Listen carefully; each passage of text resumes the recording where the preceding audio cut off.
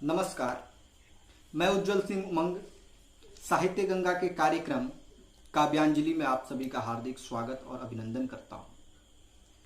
मैं आज इस वीडियो में धूमिल, जिनका पूरा नाम सुदामा पांडे धूमिल है, उनकी कविता पटकथा के साथ आप लोगों के समक्ष उपस्थित हूं।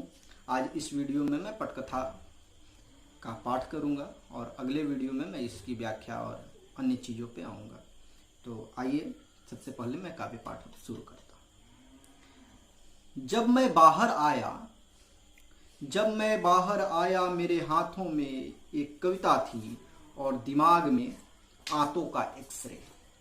जब मैं बाहर आया मेरे हाथों में एक कविता थी और दिमाग में आंतों का एक्सरे। वह काला धब्बा कल तक एक शब्द था। वह काला धब्बा कल तक एक शब्द था। खून के अंधेरे में दवा का ट्रेडमार्क बन गया था। औरतों के लिए गैर जरूरी होने के बाद अपनी ऊब का दूसरा समाधान ढूंढना जरूरी है। मैंने सोचा क्योंकि शब्द और स्वाद के बीच अपनी भूख को जिंदा रखना जीभ और जांघ की स्थानिक भूगोल की वाजिब मजबूरी है। मैंने सोचा क्योंकि शब्द और स्वाद के बीच अपनी भूख को जिंदा रखना जीभ और जांघ की स्थानिक भूगोल की वाजिब मजबूरी है। मैंने सोचा और संस्कार के वर्जित इलाकों में अपनी आदतों का शिकार होने के पहले ही बाहर चला आया। मैंने सोचा और संस्कार के वर्जित इलाके में अपनी आदतों का शिकार होने के पहले ही बाहर चला आया। बाहर हवा थी, धूप थी, घास थी। मैंने कहा आजादी। मुझे अच्छी तरह याद है मैंने यही कहा था। मेरी नस नस में बिजली दौड़ रही थी। उत्साह में मेरा स्वर मुझे अजनबी लग रहा था। मैंने कहा आजादी और दौड़ता हुआ खेतों की ओर गया। वहां कतार के कतार अनाज के अकुए फूट रहे थे।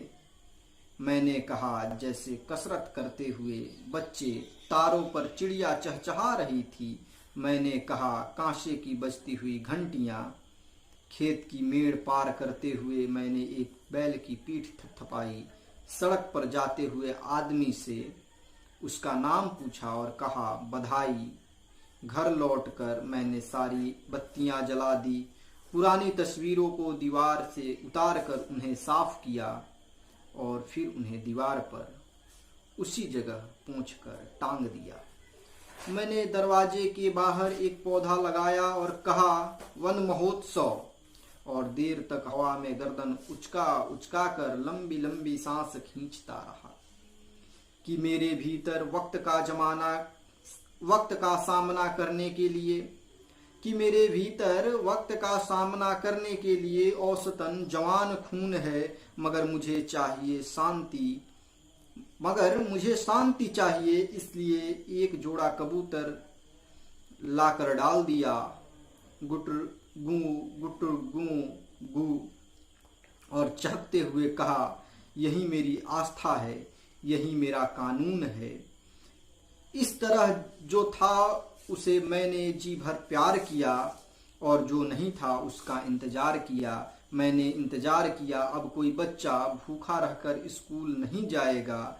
अब कोई छत बारिश में नहीं टपकेगी।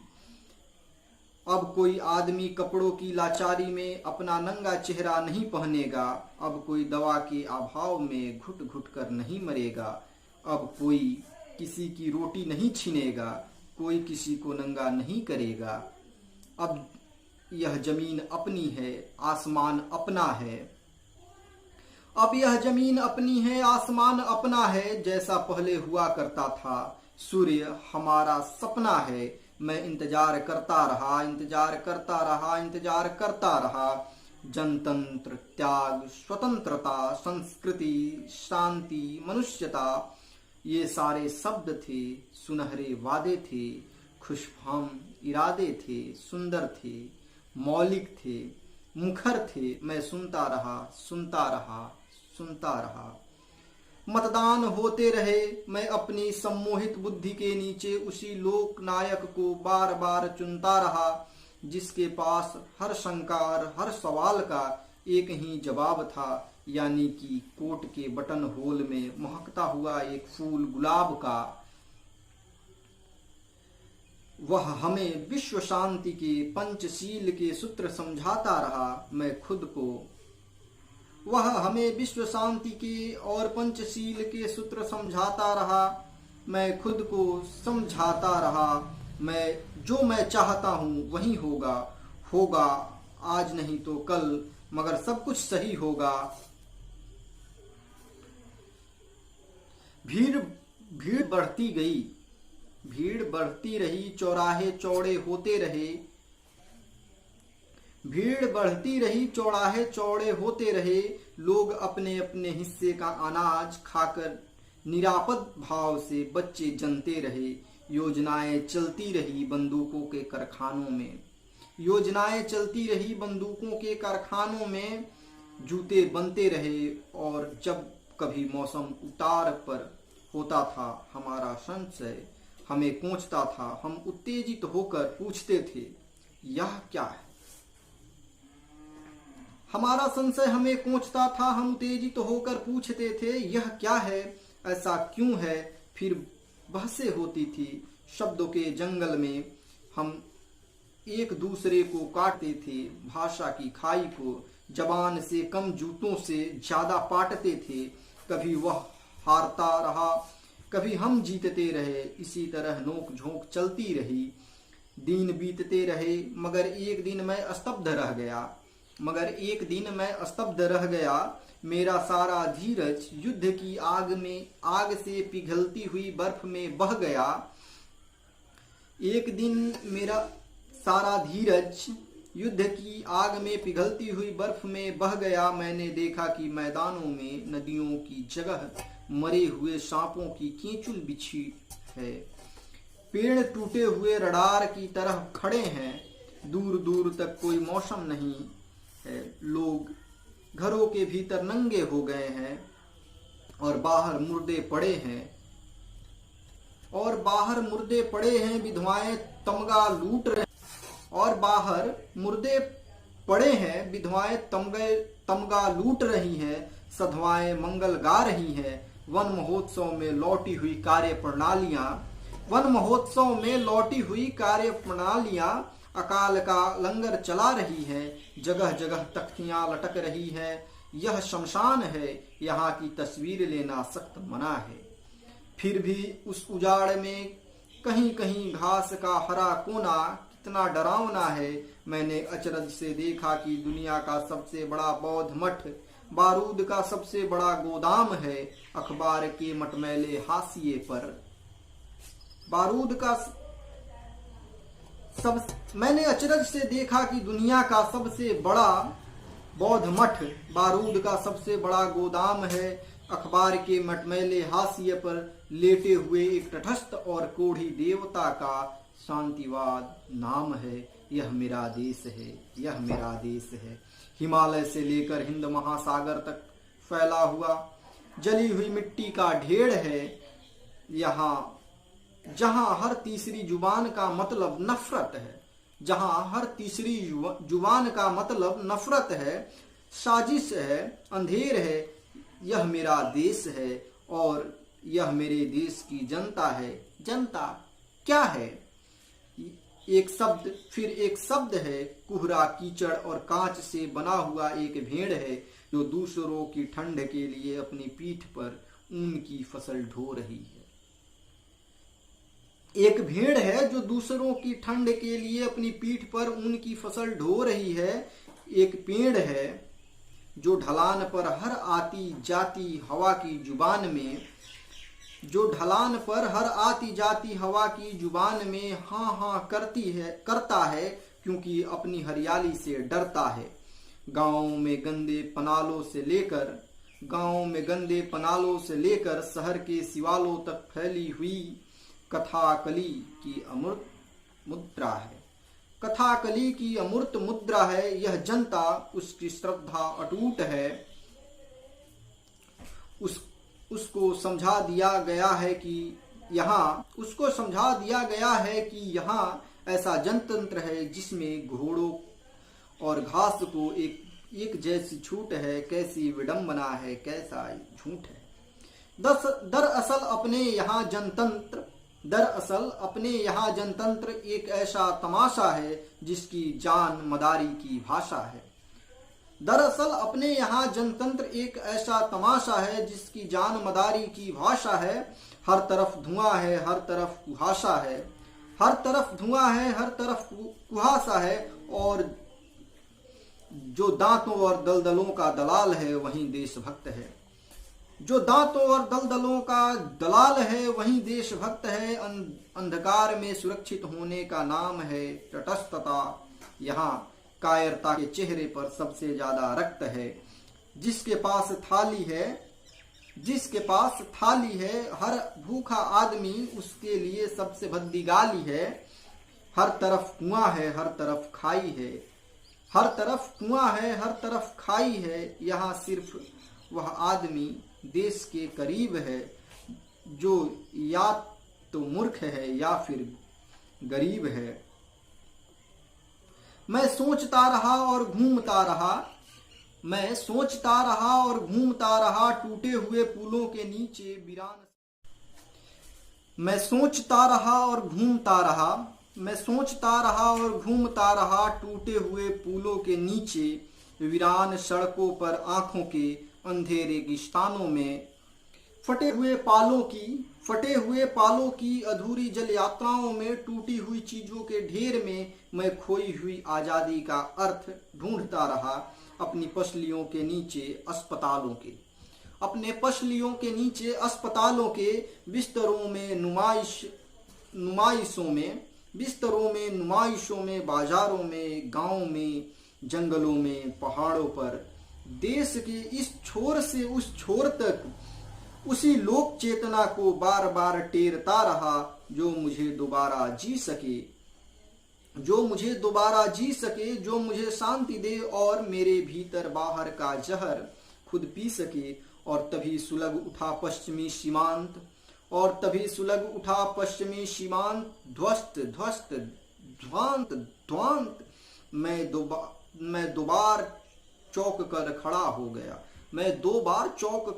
हो गया। जो चेहरा आत्महीनता की स्वीकृति में कंधों पर ढुलक रहा था किसी झंझनाते चाकू की तरह खुलकर कड़ा हो गया। अचानक अपने आप में जिंदा होने की यह घटना इस देश की परंपरा की एक बेमिसाल कड़ी थी। लेकिन इसे साहस मत कहो। दरअसल यह पुट्ठों तक चोट खाई हुई गाय की घृणा थी। जिंदा रहने की पुरजोर कोशिश जो उस आदमखोर की हवस से बड़ी थी। मगर उसके तुरंत बाद मुझे झेलनी पड़ी थी सबसे बड़ी ट्रेजेडी। अपने इतिहास की, अपने दुनिया के स्याह और सफेद चेहरों ने विस्मय से देखा कि ताशकंद में समझौते की सफेद चादर के नीचे। जब दुनिया के स्याह और सफेद चेहरों ने विस्मय से देखा कि ताशकंद में समझौतों की सफेद चादर के नीचे एक शांति यात्री की लाश थी। और अब यह किसी पौराणिक कथा के उपसंहार की तरह है कि देश में रोशनी उन पहाड़ों से आई थी। और अब यह किसी पौराणिक कथा की उपसंहार की तरह है कि इसे देश में रोशनी उस पहाड़ों से आई थी जहां मेरे पड़ोसी ने मात खाई थी। मगर मैं फिर वहीं चला गया अपने जुनून के अंधेरे में। फूहड़ इरादों के हाथों छला गया। वहां बंजर मैदान कंकालों की नुमाइश कर रहे थे। गोदाम अनाजों से भरे थे और लोग भूखों मर रहे थे। मैंने महसूस किया कि मैं वक्त के एक शर्मनाक दौर से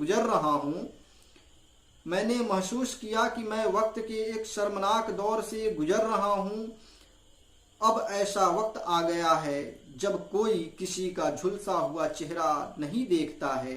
अब न तो कोई किसी का खाली पेट देखता है, न थरथराती हुई टांगे और न ढला हुआ सूर्यहीन कंधा देखता है। हर आदमी सिर्फ अपना धंधा देखता है।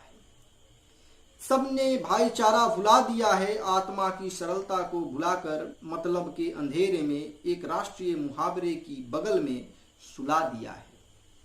सहानुभूति और प्यार एक अब ऐसा छलावा है जिसके जरिए एक आदमी दूसरे को अकेले अंधेरे में ले जाता है और उसकी पीठ में छुरा भोंक देता है। ठीक उस मोची की तरह जो चौक से गुजरते हुए देहाती को प्यार से बुलाता है और मरम्मत के नाम पर रबर के तल्ले में लोहे के 3 दर्जन फुल्लियां ठोक देता है और उसके नहीं के बावजूद डपट कर पैसा वसूलता है। गरज यह है कि अपराध अपने यहाँ एक ऐसा सदाबहार फूल है जो आत्मीयता की खाद पर लाल भड़क फूलता है। मैंने देखा कि इस जनतांत्रिक जंगल में हर तरफ हत्यारों के नीचे से निकलते हैं हरे हरे हाथ और पेड़ों पर पत्तों की जुबान बनकर लटक जाते हैं। वे ऐसी भाषा बोलते हैं जिसे सुनकर नागरिकता की गोधुली में घर लौटते मुसाफिर अपना रास्ता भूल जाते हैं। उन्होंने किसी चीज को सही जगह नहीं रहने दिया, न संज्ञा, न विशेषण, न सर्वनाम। एक समूचा और सही वाक्य टूटकर बिखर गया है। उसका व्याकरण इस देश की छांव में छिपे हुए कारकों का हत्यारा है। उनकी सख्त पकड़ के नीचे भूख से मरा हुआ आदमी इस मौसम का सबसे दिलचस्प विज्ञापन है और गाय सबसे सटीक नारा है। इस मौसम का सबसे दिलचस्प विज्ञापन है और गाय सबसे सटीक नारा है। वे खेतों में भूख और शहरों में अफवाह की पुलिंदे फेंकते हैं। देश और धर्म और नैतिकता की दुहाई देकर कुछ लोगों की सुविधा दूसरों की हाय पर सेंकते हैं। फिर जिनकी पीठ ठोकते हैं उसकी रीढ़ की हड्डी गायब हो जाती है। वे जिसकी पीठ ठोकते हैं उसकी रीढ़ की हड्डी गायब हो जाती है। वे मुस्कुराते हैं और दूसरों की आंख की पट्टी झपकती हुई प्रतिहिंसा करवट बदलकर सो जाती है। मैं देखता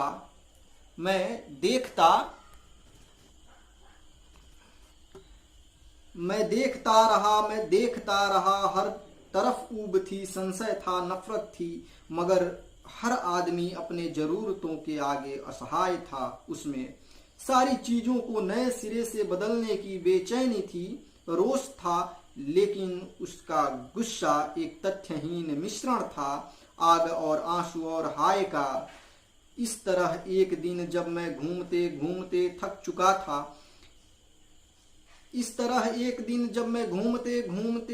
चुका था, मेरे खून में एक काली आंधी दौड़ लगा रही थी। मेरी असफलताओं में सोए हुए वहशी इरादों को झकझोर कर जगा रही थी। अचानक नींद की असंख्य पत्तों में डूबते हुए मैंने देखा, मेरी उलझनों के अंधेरे में एक हमशक्ल खड़ा है। मैंने उससे पूछा तुम कौन हो, यहाँ क्यों आए हो, तुम्हें क्या हुआ है?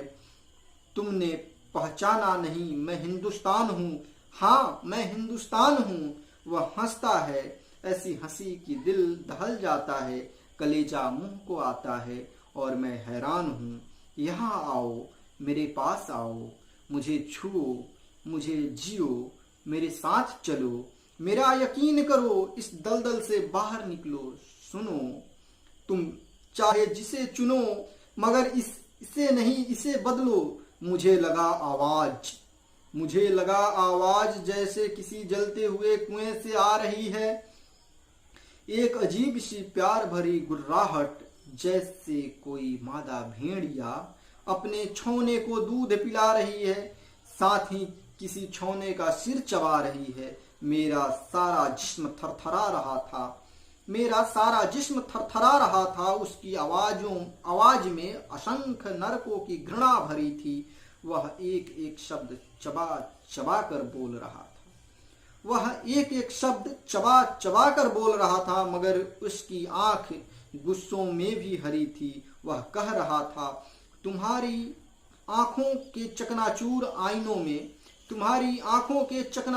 आईनों में वक्त की बदरंग छायाएं उल्टी कर रही है, और तुम पेड़ों की छाल गिनकर भविष्य का कार्यक्रम तैयार कर रहे हो। तुम एक ऐसी जिंदगी से गुजर रहे हो जिसमें न कोई तुक है न सुख है। तुम अपनी शापित परछाई से टकराकर रास्ते में रुक गए हो। तुम जो हर चीज अपने दांतों के नीचे खाने के आदी हो, चाहे वह सपना अथवा आजादी हो, अचानक इस तरह क्यों चूक गए हो? वह क्या है जिसने तुम्हें बर्बरों के सामने अदब से रहना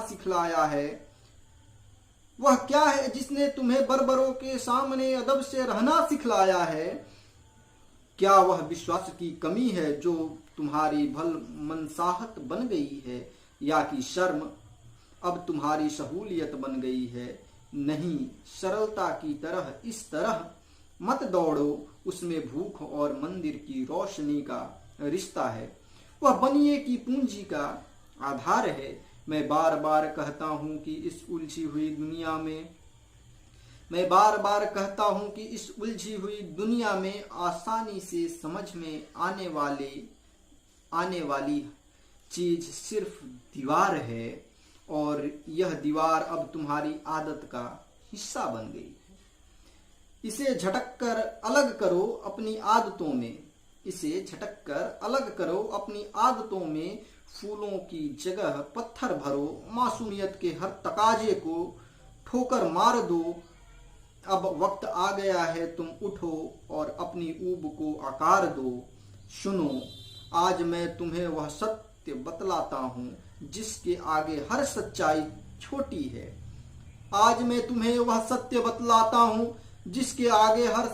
छोटी है। इस दुनिया में भूखे आदमी का सबसे बड़ा तर्क रोटी है।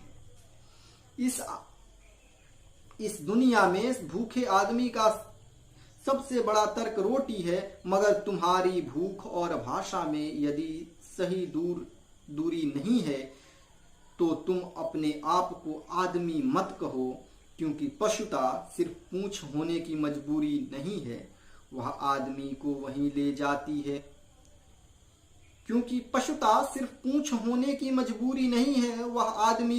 ले जाती है। जहां भूख सबसे पहले भाषा को खाती है।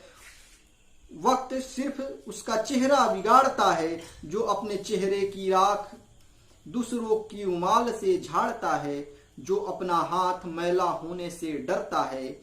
वह एक नहीं 11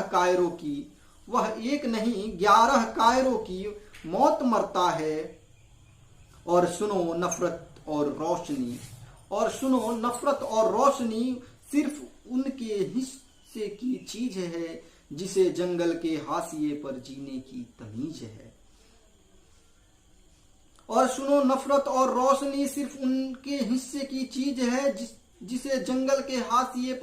की तमीज है। इसलिए उठो और अपने भीतर सोए हुए जंगल को आवाज दो, उसे जगाओ और देखो कि तुम अकेले नहीं हो और न किसी के मुहताज हो।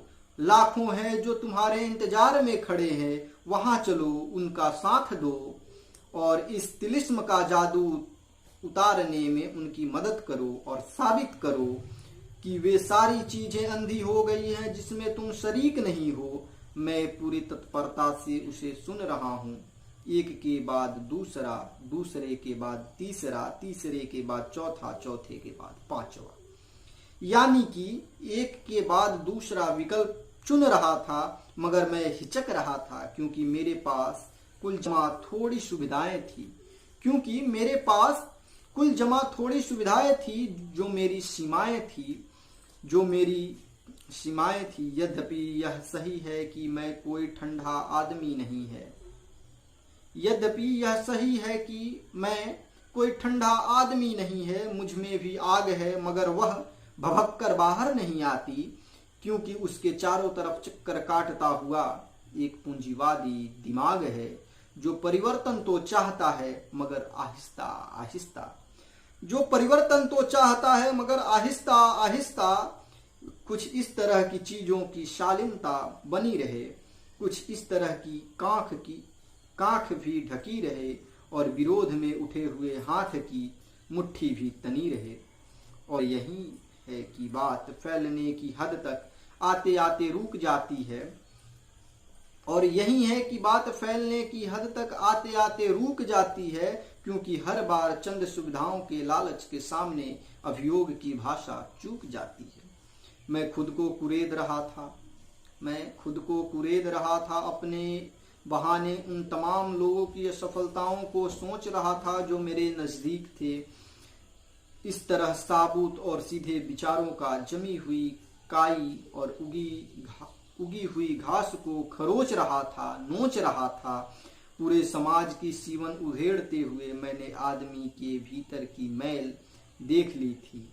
मेरा सिर भिन्ना रहा था, मेरा हृदय भारी था, मेरा शरीर इस बुरी तरह थका था कि मैं अपनी तरफ घूरते उस चेहरे से थोड़ी देर के लिए बचना चाह रहा था, जो अपनी पैनी आंखों से मेरी बेबसी और मेरा उथलापन थाह रहा था। प्रस्तावित भीड़ में शरीक होने के लिए अभी मैंने कोई निर्णय नहीं लिया था। अचानक उसने मेरा हाथ पकड़कर खींच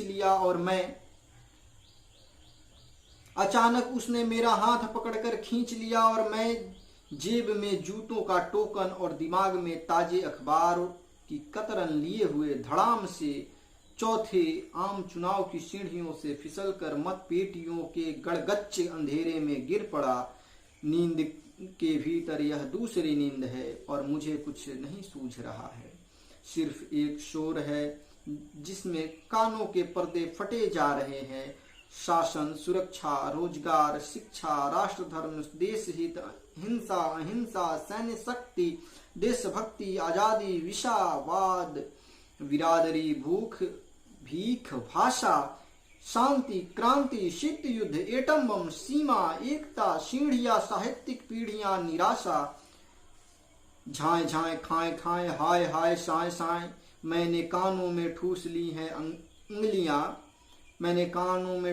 हैं अंगुलियां और अंधेरे में गाड़ दी है आंखों की रोशनी। सब कुछ अब धीरे धीरे खुलने लगा है। मत वर्षा के इस दादुर शोर में मैंने देखा हर तरफ रंग बिरंगे झंडे फहरा रहे हैं। मत वर्षा के इस दादुर शोर में मैंने देखा हर तरफ रंग बिरंगे झंडे फहरा रहे हैं। गिरगिट की तरह रंग बदलते हुए गुट से गुट टकरा रहे हैं। वे एक दूसरे से दांत किल-किल कर रहे हैं। एक दूसरे को दूर दूर बिल कर रहे हैं। हर तरफ तरह तरह के जंतु हैं।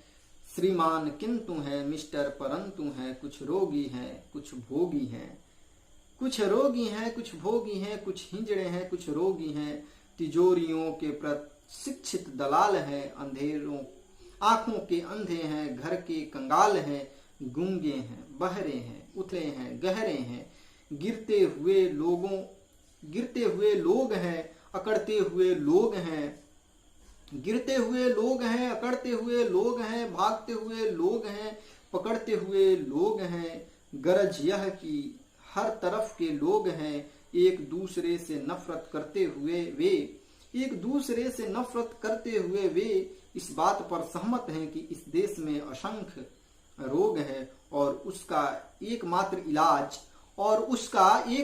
इलाज चुनाव है। लेकिन मुझे लगा कि एक विशाल दलदल के किनारे बहुत बड़ा अधमरा पशु पड़ा हुआ है। उसकी नाभि में एक सड़ा हुआ घाव है जिसके लगातार भयानक बदबूदार मवाद बह रहा है। जिससे लगातार भयानक बदबूदार मवाद बह रहा है, उसमें जाति और धर्म और संप्रदाय और पेशा और पूंजी के असंख्य कीड़े किलबिला रहे हैं, और अंधकार में डूबी हुई पृथ्वी पता नहीं किस अनहोनी की प्रतीक्षा में इस भीषण सड़ाव को चुपचाप सह रही है। मगर आपस में नफरत करते हुए वे लोग इस बात पर सहमत हैं कि चुनाव ही सही इलाज है, क्योंकि बुरे और बुरे के बीच से किसी हद तक कम से कम बुरे को चुनते हुए न उन्हें मलाल है, न भय है, न लाज है। दरअसल उन्हें एक मौका मिला है और इसी बहाने वे अपने पड़ोसी को पराजित कर रहे हैं। मैंने देखा कि हर तरफ मूढ़ता की हरी हरी घास लहरा रही है, जिसे कुछ जंगली पशु खुद रहे हैं, लिद रहे हैं, चर रहे हैं। मैंने ऊब और गुस्से को गलत मुहरों के नीचे से गुजरते हुए देखा। मैंने अहिंसा को एक सत्तारूढ़ शब्द का गला काटते हुए देखा। मैंने ईमानदारी को अपनी चोर जेब में भरते हुए देखा। मैंने विवेक को चापलूसों के तलवे चाटते हुए देखा। मैं यह सब देख ही रहा था कि एक नया रेला आया, उन्मत्त लोगों का बर्बर जुलूस। वे किसी आदमी को हाथों पर गठरी की तरह उछाल रहे थे, उसे एक दूसरे से छीन रहे थे, उसे घसीट रहे थे, चूम रहे थे, पीट रहे थे, गालियां दे रहे थे, गले से लगा रहे थे, उसकी प्रशंसा के गीत गा रहे थे, उस पर अनगिनत झंडे फहरा रहे थे। उसकी जीभ बाहर लटक रही थी, उसकी आंखें बंद थी, उसका चेहरा खून और आंसू से तर था। मूर्खों, यह क्या कर रहे हो? मैं चिल्लाया, और तभी किसी ने उसे मेरी ओर उछाल दिया। अरे, यह कैसे हुआ? मैं हतप्रभ सा खड़ा था और मेरा हमशक्ल मेरे पैरों के पास मूर्छित सा पड़ा था। दुख और भय से झुरझुरी लेकर मैं उस पर झुक गया, किंतु बीच में ही रुक गया। उसका हाथ ऊपर उठा था, खून और आंसू से तर चेहरा मुस्कुराया था। उसकी आंखों का हरापन उसकी आवाज में उतर आया था। दुखी मत हो, यह मेरी नियति है। मैं हिंदुस्तान हूँ। जब भी मैंने उन्हें उजाले से जोड़ा है, उन्होंने मुझे इसी तरह अपमानित किया है, इसी तरह तोड़ा है। मगर समय गवाह है कि मेरी बेचैनी की आगे भी राह है। मैंने सुना वह आहिस्ता आहिस्ता कह रहा है कि जैसे किसी जले हुए जंगल में पानी का एक ठंडा सोता बह रहा है। घास की ताजगी भरी ऐसी आवाज है जो न किसी से खुश है न नाराज है। भूख ने उन्हें जानवर कह दिया है, संशय ने उन्हें आग्रहों से भर दिया है। फिर भी वे अपने हैं। जीवित भविष्य के सुंदरतम सपने हैं। नहीं, यह मेरे लिए दुखी होने का समय नहीं है। अपने लोगों की घृणा के इस महोत्सव में मैं शापित निश्चय हूँ। मुझे किसी का भय नहीं है। तुम मेरी चिंता न करो उनके साथ चलो। इससे पहले कि वे गलत हाथों के हथियार हों, इससे पहले कि वे नारों और इश्तेहारों से काले बाजार हों, उनसे मिलो, उन्हें बदलो। नहीं, भीड़ के खिलाफ रुकना एक खूनी विचार है, क्योंकि हर ठहरा हुआ आदमी इस हिंसक भीड़ का अंधा शिकार है। तुम मेरी चिंता मत करो। मैं हर वक्त सिर्फ एक चेहरा नहीं हूँ जहाँ वर्तमान अपने शिकारी कुत्ते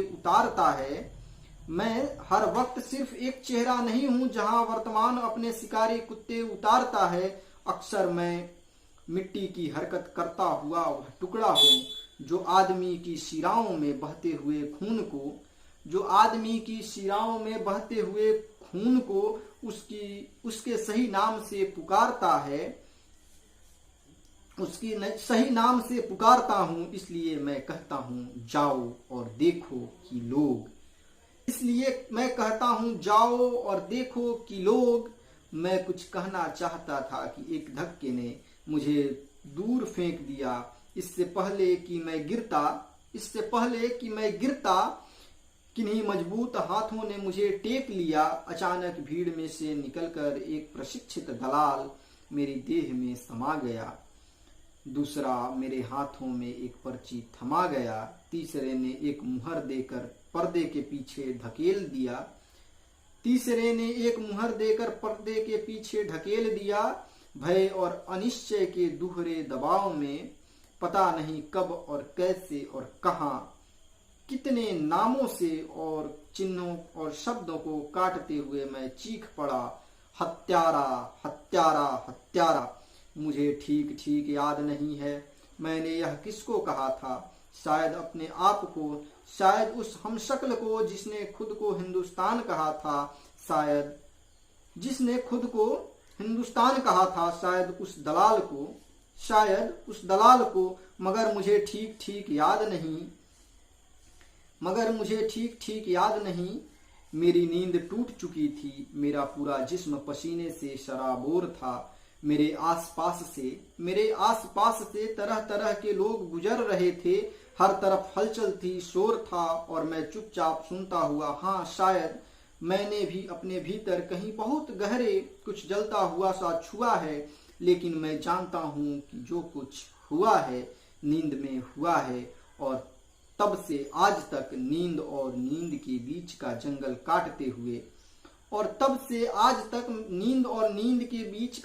काटते हुए मैंने कई रातें जाग कर गुजार दी है। हफ्तों पर हफ्ते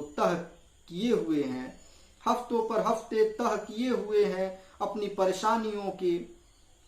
परेशानी के निर्मम, अकेले और बेहद अनमने क्षण जिए हैं। और हर बार मुझे लगा कि कहीं कोई खास फर्क नहीं है। जिंदगी उसी पुराने ढर्रे पे चल रही है जिसके पीछे कोई तर्क नहीं है। हाँ यह सही है कि इन दिनों कुछ अर्जियां मंजूर हुई हैं, कुछ तबादले हुए हैं। कल तक जो थे नहले आज दहले हुए हैं। हाँ यह सही है कि मंत्री जब प्रजा के सामने आता है तो पहले से ज्यादा मुस्कुराता है, नए नए वादे करता है। और यह सिर्फ घास के सामने होने की मजबूरी है, वरना उस भले मानुष को यह भी पता नहीं कि विधानसभा भवन और अपने निजी बिस्तर के बीच कितने जूतों की दूरी है। हाँ यह सही है कि इन दिनों चीजों के भाव कुछ चढ़ गए हैं। अखबारों के शीर्षक दिलचस्प हैं, नए हैं। मंदी की मार से पट पड़ी हुई चीजें बाजार में सहसा उछल गई है। हाँ यह सही है कि कुर्सियां वही हैं, सिर्फ टोपियां बदल गई हैं। और सच्चे मतभेद के अभाव में लोग उछल कर अपनी जगहें बदल रहे हैं। चढ़ी हुई नदी में भरी हुई नाव में हर तरफ विरोधी विचारों का दलदल है। सतहों पर हलचल है, नए नए नारे हैं, भाषण में जोश है। पानी ही पानी है पर कीचड़ खामोश है। मैं रोज देखता हूँ कि व्यवस्था की मशीन का एक पुर्जा गर्म होकर छिटक गया है और ठंडा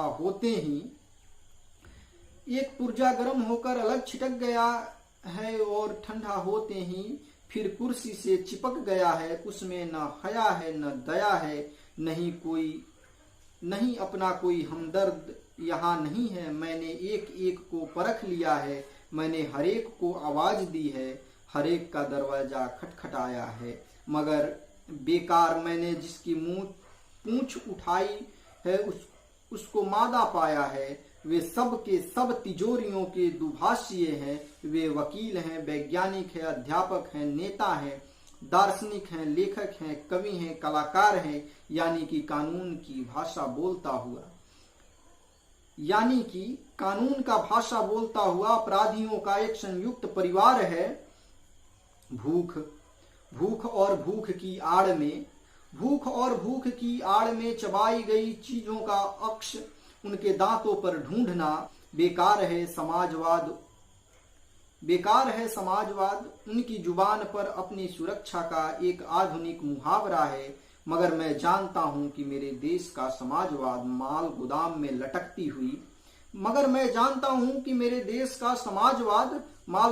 लटकती हुई उन बाल्टियों की तरह है जिस पर आग लिखा है और उसमें बालू और पानी भरा है।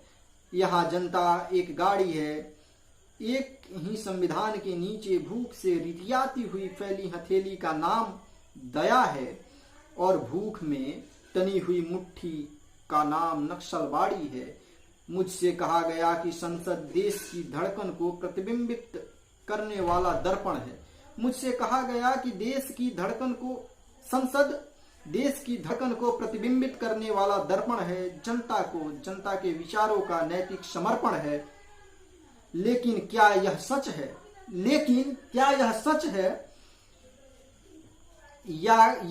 है कि अपने यहाँ संसद तेली की वह घानी है जिसमें आधा तेल है और आधा पानी है और यदि वह सच नहीं है तो यहाँ एक ईमानदार आदमी को अपनी ईमानदारी का मलाल क्यों है? जिसने सत्य कह दिया है उसका बुरा हाल क्यों है? मैं अक्सर अपने सवाल करता हूँ जिसका मेरे पास कोई उत्तर नहीं है और आज तक नींद के बीच का जंगल काटते हुए मैंने कई रातें जाग कर गुजार दी है। हफ्तों तह किए हैं, ऊब के निर्मम अकेले और बेहद अनमने क्षण जिए हैं। मेरे सामने वही चिरपरिचित अंधकार है, संशय की अनिश्चयग्रस्त ठंडी मुद्राएं हैं। हर तरफ शब्दभेदी सन्नाटा है, दरिद्र की व्यथा की तरह उचाट और कूंठता हुआ घृणा में डूबा हुआ सारा का सारा देश पहले की तरह आज भी मेरा कारागार है। तो यह धूमिल द्वारा रचित कविता थी। अब वीडियो बहुत ज़्यादा लंबा ना हो इसलिए मैं इस वीडियो में इतना ही, और अगले वीडियो में मैं कोशिश करूंगा कि इसकी व्याख्या के साथ मैं आप लोगों के समक्ष प्रस्तुत हूं। आप सबों ने मुझे ध्यानपूर्वक सुना, इसके लिए बहुत बहुत धन्यवाद।